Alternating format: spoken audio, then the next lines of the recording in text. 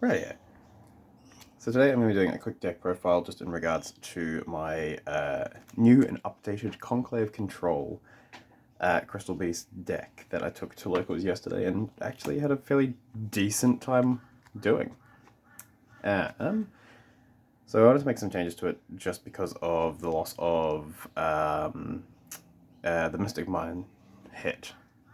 But also we got things like Metaverse back, so there are still some advantages to this at the moment. To start off simple, we've got 3 copies of the Crystal Beast Rainbow Dragon. This card's fantastic, special itself from hand when a Crystal Beast attacks. If it's in the spell and trap zone, you can banish it, special summon a level 4 from deck, and then add a Rainbow Dragon to hand. It's your main sort of combo extender, and also it can be used for finishes as well. Next up, we have 3 copies of Crystal Beast Sapphire Pegasus. Probably the best of all the Crystal Beast cards that we've got in the deck. Places one straight from the deck into the spell and trap zone. Allows you to get access immediately to your Crystal Beast Rainbow Dragon, which then allows you to continue on with your combos. And it's not a once per turn. Also, being level 4, it helps out a lot. It's just got a big attack. Next up, we've got 1 copy of Carbuncle, 1 cat, 1 tortoise, 1 eagle, 1 topaz tiger, and 1 mammoth. I know it's a really weird thing to be playing every single one of the Crystal Beasts, just because in most cases, Conclave Control doesn't actually get into Rainbow Dragon.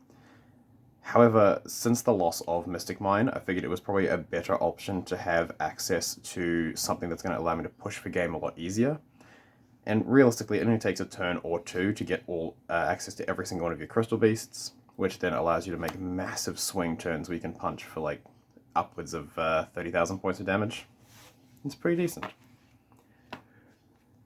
And then sort of to complement that, the 2 Rainbow Dragons. You only really want to play 2 just because it can be quite bricky as a card. There are certain cards that require that this card be accessible in some way, shape, or form in order to actually make your combos work. But for the most part, it's pretty good. And then running it up for the crystals, just 1 last copy of Crystal Master.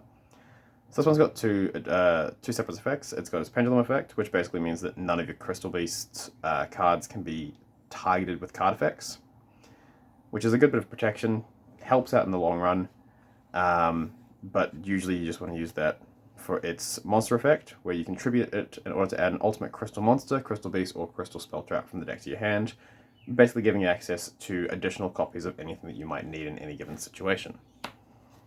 And then to sort of round out the monster lineup, we've got our hand traps. 3 Ash Blossom. Not the greatest hand trap at the moment, but this hand trap is just generically really good against pretty much any deck. I don't think there's a single situation where you'd sit there and be like, oh yeah, no, Ash Blossom does absolutely nothing here. It always hits something, it always slows the opponent down slightly, which is always good. Next up, D-Shifter. The Crystal Beasts do not care about their graveyard. In a lot of cases, if the monster is destroyed, they go straight into the spell and trap zone, and then a lot of their cards either bounce things back to your own hand, or in some cases banish themselves. So realistically, having access to D-Shifter is just a fantastic tool. Doesn't really impact the deck in any way, shape, or form, but really hurts a lot of other decks. I am running 3 copies of Magnamooch. This is something that I'm testing out for the time being. Realistically, I'm not 100% sure about whether or not I'll be keeping it within the deck. I did find yesterday that I was having a lot of issues with beating over semi-large monsters. But also the fact that this thing can add any dragon monster from the deck or grave to your hand, which means you can also add things like your Rainbow Dragon or your Crystal Beast Rainbow Dragon, which allows you to then pop off a bit further. And that's it for the monsters. For the spell cards, we have 3 copies of Rainbow Bridge of the Heart. This card is busted. So it's got 3 effects. The first one allows you to have an additional normal summon of a Crystal Beast monster. Its secondary effect lets you destroy a Crystal Beast card you control or in your hand in order to add any Crystal Spell Trap from your deck to your hand. So it's a once per turn rotor for pretty much anything within the archetype. Its third effect, which actually comes up a lot, is if a Crystal Beast is placed in the spell and trap zone, even during the damage step, you can target a card your opponent controls and bounce both that card and this card back to the hand. So a great form of removal, especially at the moment in the current format. You really want to be using things like bouncing or shuffling, which this deck does in droves.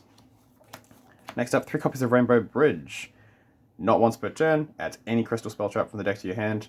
Absolutely fantastic. You want to be running 3 of these. Gives you access to your counter trap, gives you access to your Conclave, gives you access to your Awakening.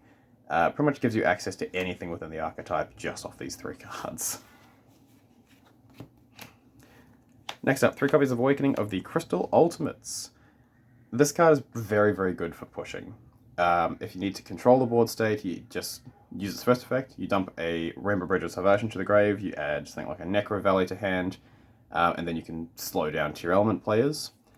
Alternatively, you can use its secondary effect to special summon a Crystal Beast. You special out Ruby Carbuncle, and then that usually generates you a ton of advantage off of it. So just a fantastic card all around. Last up for the Crystal Beast spells, we've got Crystal Bond. So this card is really, really good. However, it's not exactly the thing you'll be bricking yourself on, just because it is a hard once per turn, and if it gets ashed, you're kind of in a bit of pain. So having access to this is just like an additional tool to get access to more of your things from the deck. Fantastic. In terms of relying on this super heavily, I don't recommend it. I just recommend playing 1. It's searchable by everything in this archetype, so it's not all that difficult. And then the last spell card, Necro Valley. This is unfortunately kind of mandatory at the moment with things like Tier Element running around, along with Bestials. If your Ruby Carbuncle gets banished off of a Magnum Mood, you're in a lot of trouble, which is a big shame, because I think I'd rather be playing something other than Necro Valley as my field spell. There are plenty of other cool field spells you can be playing, but unfortunately Necro Valley is kind of the mandatory one at the moment. Next up for the traps. The titular Crystal Conclave. So this one has 2 effects. Its number 1 effect is once per turn if a Crystal Beast is destroyed, you can special summon a Crystal Beast from your deck. So a fantastic way of, if you're losing a ton of advantage, you bring out Ruby Carbuncle, Carbuncle then specials everything back, and your opponent then has to try and deal with a lot of monsters all over again. Its secondary effect, which I think also comes up significantly often, is you can send this card from your field to the grave in order to target a Crystal Beast card, a Crystal Beast monster you control, and a card on the field, bounce them both back to the hand. Just be mindful you cannot use both of these effects in the same chain, but it is a really, really good card. Next up, 2 copies of Crystal Miracle. So this one here is your Omni Negate. It's a fantastic card. It is not once per turn. The actual Omni Negate itself isn't once per turn. However, the graveyard effect, where if a Crystal Beast monster is placed in your spell and trap zone, you can banish this in order to place another one in your spell and trap zone. That part is a hard once per turn. But yeah, this card is fantastic. It's probably easily the reason why the Crystal Beasts actually work so well at the moment. Next up, well, for the last of the the Crystal Beast cards, we've got Rainbow Bridge of Salvation. This card's first effect almost never comes up. However, in the event that it does come up, it is very, very funny. Basically, if there are 2 or more different monster types among the level 10 or higher monsters on the field, you shuffle all cards except this one from both players' hands, fields, and graveyards back into their deck. Then each player draws 5 cards. But the main reason we use this is because you can banish it from your graveyard in order to add a Crystal Beast monster and a field spell from the deck to your hand. But you're going to use each effect once per duel, so you don't want to be playing it more than 1. For your generic traps, we've got 2 copies of Imperm. You can bump it up to 3. At the moment, I'm toying around with 2. 2 seems to be doing fine at the moment. And then lastly, 2 copies of Metaverse. This is something that, again, I'm toying around with at this current stage. I'm not 100% sure if I'll be keeping them in. I'll probably replace them with things like more Imperms, or maybe an additional Ruby Carbuncle. But this was just something in terms of dealing specifically with tier elements, making sure you can get to Necro Valley as consistently as possible. And that's it for the main deck. In terms of side deck, so be nice to me, my side deck is still a work in progress. But we've got 2 copies of Ultimate Crystal Rainbow Dragon Overdrive. This card is your main finisher. It is very, very easy to get onto the field once you've got access to your Rainbow Dragon. And on top of that, it gains 7,000 attack if there are 7 or more Crystal Beast monsters of different names that are banished that are banished. It gains 7,000 additional attack. So this thing, if the opponent's got a Rukalos in attack position, you can just punch straight over their Rukalos. It's fantastic. Next up, for the links, we have Bujinki Ashihara. I feel like I'm having a stroke saying that. This card is a interesting card. It's something that I'm trying out at the moment, which basically allows me to get more resources from my hand onto the field, which then gets them into the graveyard. Basically trying to get access to more of your Crystal Beasts faster. But it basically special summons 2 monsters, one from the hand and one from the grave with the same level, but you can negate their effects, and immediately after the effect resolves, you Xyz summon an Xyz monster using only those 2 monsters. It's not the greatest, but it has come up in a couple of situations, and it is just a generally alright card. So we've got the Nightmares. Phoenix, Cerberus, and Unicorn. At this stage, I'm not 100% convinced by these, but they're just generic, good linked monsters, so just having access to them is quite nice. Next up, 1 copy of Blackluster Soldier, Soldier of Chaos. This card comes up a decent amount in the mid to late game, and in a lot of cases, if you can drop a BLS on the field, most decks can't easily deal with it. Some decks certainly can, but you put this against a rogue deck, and in most cases, they're probably not going to have an out to it. So it's just a generically really, really good monster. Next up for the Link Force, we've got 1 copy of Apollousa Bow of the Goddess. Fantastic card. Negates, everyone knows what it does. 1 access code Talker.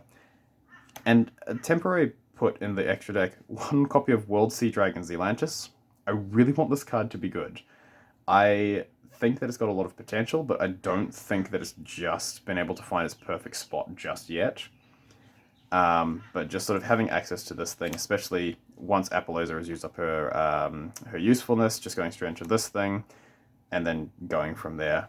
But it's a really decent card, and I think potentially it's got a lot of potential moving forward. And then for Link 5, Underworld Goddess of the Closed World comes up a decent amount. This card here, just being able to non-targeting, non-destruction removal a card from the field, especially if the opponent's got like a big boss monster, something like a rival Cyberstatic Nista or something like that. It's very, very easy to sort of just, whoop, gone. For the Xyz, we've got 2 copies of Baguska.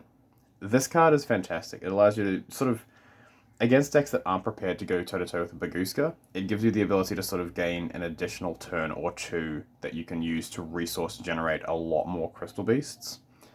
Do be mindful not to lock yourself under its effect, though. Happens every so often. You feel like an idiot. Great fun. And then finally, 2 copies of Abyss Dweller. The reason for the 2 and 2 at the moment is just because there's so much space in the extra deck, so much toying around. It's got a lot of free room to move, but I find that having access to a lot of things that are just able to floodgate the opponent in a single turn, something like you slap down an Abyss Dweller against tier elements, or you put down a Baguska against sprites, and it really does hurt them a lot. So yeah, that's the little deck profile for the time being. There's still a couple of changes that I want to try and make to it. I want to try and find a way to put more hand traps into it. I want to try and work out some of those bits and pieces. But at the time, for the time being, I think it's perfectly serviceable. Does really well against tier elements, does really well against Sprite, does quite well against rogue decks. It's just a really solid deck, and genuinely I think if you want to look for a fun deck that's got a lot of different options of play and a lot of different moving parts to sort of remind yourself about, and just something that plays differently to what everything else does at the moment, I think I would definitely recommend giving this deck a go. It's pretty cheap too.